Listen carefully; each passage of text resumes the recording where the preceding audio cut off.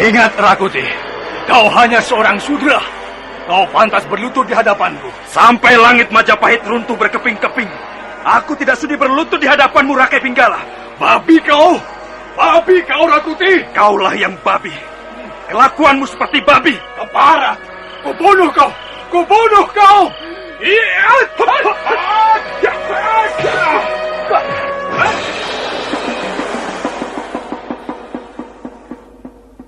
Tunggu Rakuti, tunggu dulu. Ya. Oh, ada apa ini? Hah? Mengapa kalian ribut-ribut? Lihat saja sendiri temanmu itu, Rasemi. Dia hanya seorang sudra, tapi berani berlagak di depanku. Apa urusannya kalau sampai mulutnya kubuat bocor? Dia sudah berlaku sewenang-wenang kepadaku. Mentang-mentang dia berasal dari golongan kesatria. Aku memang berasal dari golongan kesatria. Aku ingin supaya Rakuti tunduk kepadaku. Semua orang sudra harus tunduk kepada golongan kesatria. Bukankah ini wajar? Tapi lihat Rasemi. Lihatlah temanmu itu. Berani sekali dia berkacak pinggang di depanku. Rakuti, kau harus menaruh hormat kepada Rakai Pinggala. Rasemi, dia sudah terlalu merendahkan derajatku. Aku tersinggung. Derajatmu memang rendah. Kau harus mengakuinya. Harus. Martabatmu memang rendah, Rakuti. Hanya sedikit lebih tinggi dibandingkan binatang. Apa itu orang sudra? Kau sudah cukup merasa beruntung bisa belajar di tempat ini bersamaku. Sebenarnya aku tidak sudi mempunyai teman orang sudra. Rakai Pinggala, kau juga tidak pantas bersikap seperti itu. Sekalipun Rakuti berasal dari kaum sudra, tapi dia sudah menjadi siswa di tempat ini. Dia menjadi sahabat kita. Dia murid resmi di pusat pendidikan ini. Aku tidak peduli. Aku merasa tidak pantas duduk sama rendah berdiri sama tinggi dengan orang sudra. Kalau Rakuti mau berlutut di hadapanku, aku akan menganggap persoalan ini selesai. Daripada aku berlutut di hadapanmu, Rakai Pinggala, lebih baik tubuhku tergelimpang menjadi mayat. Sudahlah, hentikan semua ini.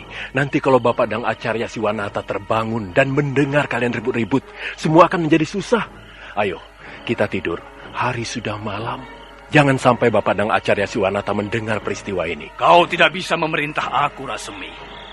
Kedudukanmu di masyarakat hanya setingkat lebih tinggi dibandingkan Rakuti. Kalian semuanya di bawahku. Baiklah, Rakai Pinggala. Maafkanlah aku. Aku terima salah. Sekarang sebaiknya kita bubar. Anggap saja persoalan ini selesai sampai di sini. Tidak. Persoalan ini tidak pernah selesai sebelum Rakuti berlutut di hadapan Rakai Pinggala. Hayo kau orang sudra. Cepat jongkok di hadapanku. Kau tahu bukan bagaimana caranya berlutut di hadapan golongan kesatria? Kau mempunyai orang tua bukan? Hah? Ibumu pasti pernah mengajarimu bagaimana harus berlaku sopan di depan golongan kasta yang lebih tinggi. Kau, orang tuamu, saudara-saudaramu, ibumu, pasti juga dari golongan sudra. Kalian semua harus berlutut di depanku. Rakai Pinggala, jangan kau sebut-sebut ibuku dalam perkara ini. Mengapa? Hah? Ibumu juga pasti orang sudra. Kalau sekarang ini dia berada di sini, dia pun harus berlutut di hadapanku. Ku peringatkan sekali lagi, Rakai Pinggala. Jangan sebut-sebut ibuku. Aku sangat menghormati beliau. Kau boleh mencintai ibumu setengah mati, Rakuti. Kau boleh menghormati ibumu dan mencium telapak kakinya setiap kali bertemu. Tapi karena kau orang sudra, maka ibumu pun pasti mempunyai martabat sudra. Derajat kalian hanya lebih tinggi sedikit dibanding monyet. Rakai Pinggala! Berani sekali kau menghina ibuku. Aku tidak terima. Aku tersinggung. Kubunuh kau, Rakai Pinggala. Kubunuh kau sekarang juga. Rakuti, jangan Rakuti. Jangan Rakuti. Jangan.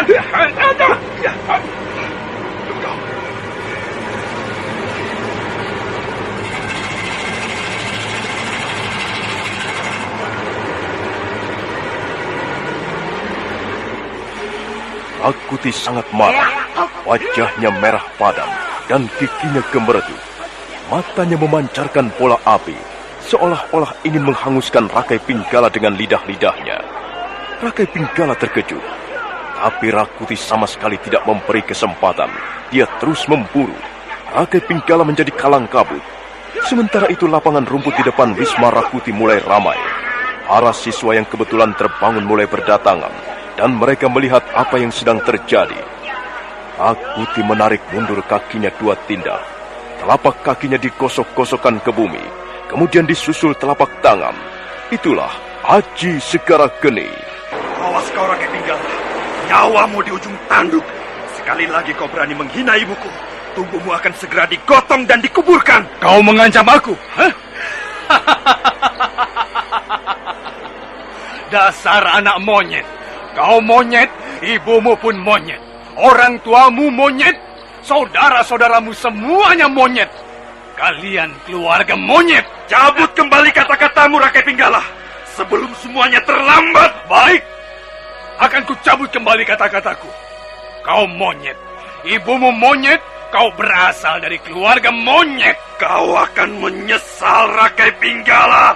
Ya, ya, ya, ya, ya.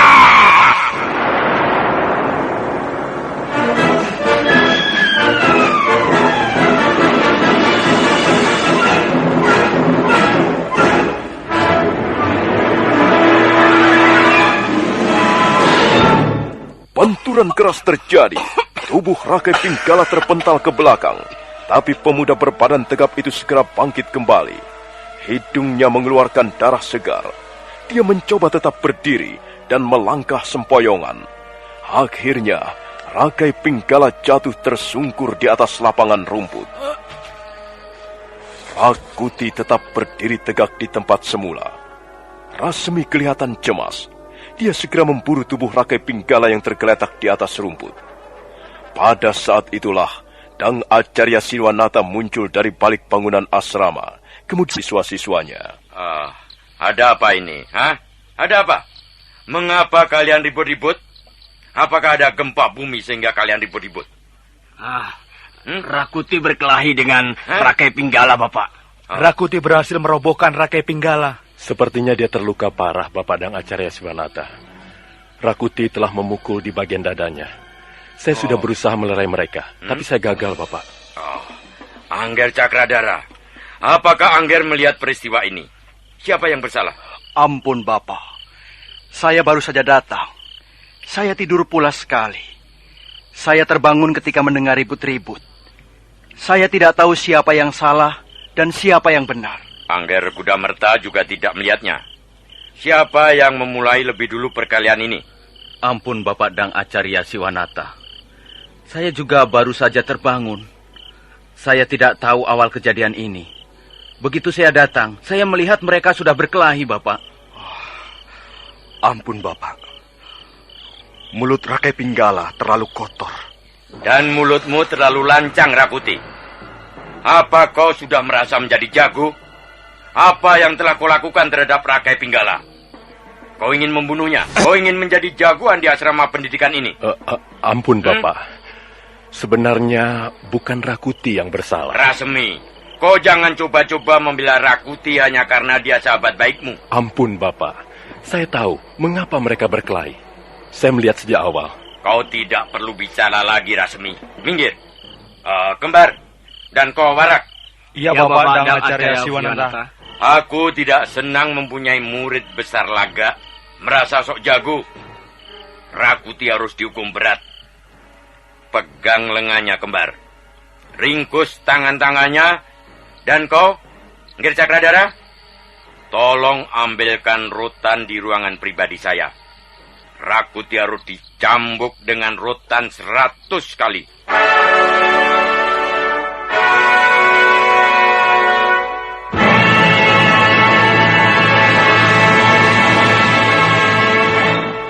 Tangan-tangan Rakuti segera diringkus. Rakai Kembar dan Rakai Warak mencekal kedua belah lengannya. Dan sementara itu, Dang Acarya Siwanata sudah berdiri menggenggam sebatang rotan. Semua siswa yang berkerumun di tempat itu, tak ada yang berani berkata-kata. Mereka menundukkan wajahnya ke lapangan rumput. Demikian pula Rakuti. Nah, lihat anak-anak. Salah seorang temanmu, dia bernama Rakuti, berasal dari golongan Sudra. Malam ini telah menjadi seorang perang waktra.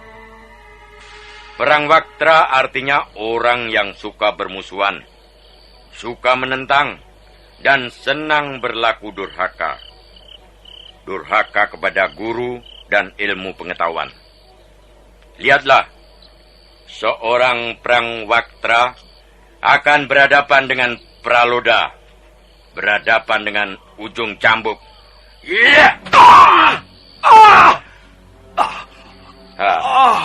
Sakit, Rakuti? Hah? Apakah kau merasakan sakit luar biasa? Iya, Bapak. Sakit sekali rasanya. Ampun, Bapak. Sebenarnya Rakuti tidak bersalah. Minggir kau, Rasemi. Jangan ikut campur. Aku pimpinan asrama ini. Aku guru kalian. Akulah yang akan memutuskan hukuman bagi seorang perang Waktra. Seorang siswa yang suka menentang, suka bermusuhan dan berlaku durhaka. Nah, Rakuti, kalau kau merasakan sakit karena ujung cambuk yang menggeletar di tubuhmu, maka hatiku lebih sakit. Kau tahu bukan bahwa hatiku lebih sakit? Iya, Bapak. Saya tahu. Saya telah berbuat salah. Tahan rasa sakit ini, Rakuti. Ampun, Bapak. Ampun. Berapa kali Bapak Dang Acarya Siwanata akan mencambuk Rakuti? Bukankah sudah kukatakan, aku akan mencambuknya 100 kali? Ampun, Bapak. Rakuti bisa mati karenanya. Ampun, Bapak. Rakuti sebenarnya tidak bersalah, Bapak. Kalau kau masih berdiri di situ dan berkata-kata, ujung cambuk ini akan menggeletar di atas kepalamu. Minggir, Rasemi. Biarkan aku menyelesaikan hukuman ini. Nah, terimalah, Rakuti. Kalau kau dapat menahan rasa sakit karena ujung cambuk ini, mudah-mudahan kelakuanmu akan menjadi baik.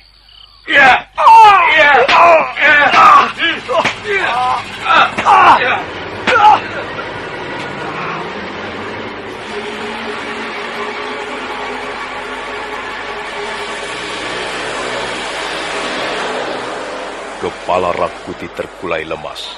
Tubuhnya akan merosot ke bawah jika Kembar dan Warak melepaskan pegangannya. Setelah 100 kali ujung cambuk menggeletar, Rakuti pingsan. Para siswa masih berdiam diri. Tak ada yang berani berkata-kata. Demikian pula Rasemi.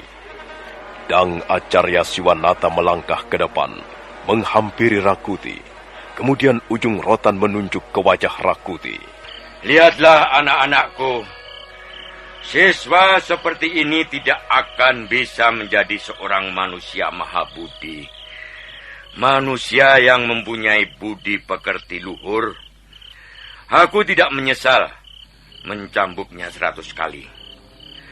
Orang seperti ini hanya akan menjadi perintang kemajuan kita. Janganlah orang seperti ini dibela perkaranya. Siapa yang berani membela perkara orang seperti ini akan ikut terkena kotorannya. Manusia rendah, tak berbudi. Kembar dan kau Warak. Ya. Seret Rakuti. Masukkan ke kandang Wijung. Copot seluruh pakaiannya, biarkan dia telanjang. Dia akan dikurung selama 40 hari 40 malam tanpa makan dan tanpa minum. Baik, Bapak Dang Acarya Siwanata. Ayo, Warak. Kau pegang kakinya. Aku tangannya. Ayo. Jangan dia ditengok. Jangan dihibur hatinya. Biarkan saja dia belajar ilmu babi. Biarkan dia bergaul dengan babi. Aku benar-benar kecewa mempunyai murid seperti Rakuti. Kembar dan Warak menggotong tubuh Rakuti, kemudian memasukkannya ke kandang Wijung. Rakuti meringkuk di sudut ruangan. Tubuhnya penuh luka-luka sabetan rotan, dan dia masih dalam keadaan pingsan. Kembar dan Warak segera kembali ke tempat gurunya. Bagaimana keadaan Rakai Pinggala? Sepertinya dia masih belum sadarkan diri, Bapak. Ya. Iya, Bapak. Dia juga masih pingsan. Ada luka memar di bagian dadanya. Sedikit hangus, seperti tersiram bara api. Kalau sampai Rakai Pinggala tidak tertolong lagi, Rakuti akan segera menyusul. Benar-benar memuakkan. Peristiwa yang sangat memuakkan. Aku malu melihat dan mendengar peristiwa seperti ini. Jangan sampai terulang lagi. Ayo Warak, Kembar, kalian semuanya, angkat tubuh Rakai Pinggala, masukkan ke ruang pribadiku. Biar aku yang akan menanganinya. Ayo, kita angkat.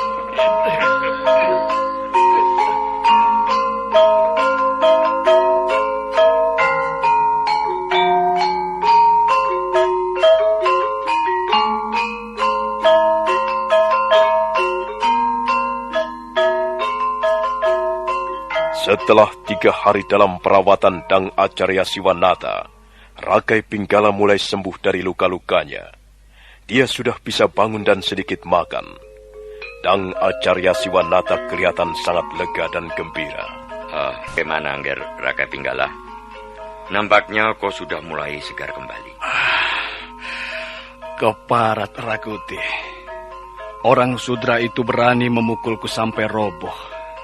Rupanya dia mempunyai simpanan ilmu kanuragan. Oh, jangan khawatir. Rakuti sudah mendapat ganjaran hukuman yang setimpal. Aku sudah mencambuknya 100 kali. Dan sekarang Rakuti meringkuk di kandang Wijung. Aku masih belum puas, Dang Acarya Siwanata. Aku tidak akan puas sebelum menginjak-injak wajah Rakuti dan mencabuti giginya. Kurang ajar. Berani sekali dia menghinaku. Sudahlah, persoalannya sudah selesai. Rakuti sudah dihukum berat. Kau harus puas. Jangan turuti hawa nafsu. Kukira hukuman itu belum cukup berat untuk seorang Sudra yang berani menghina kaum kesatria. Kau harus menghukumnya lebih berat lagi, Dang Acarya Siwanata. Kalau perlu, bunuh saja Rakuti. Tidak bisa begitu, Ngger Rakai Pinggala. Membunuh orang berat hukumannya. Sudahlah, Rakuti tidak mungkin berani lagi menghina Angger Pinggala. Ya, siapa itu? Ya, masuk. Pintunya tidak dikunci.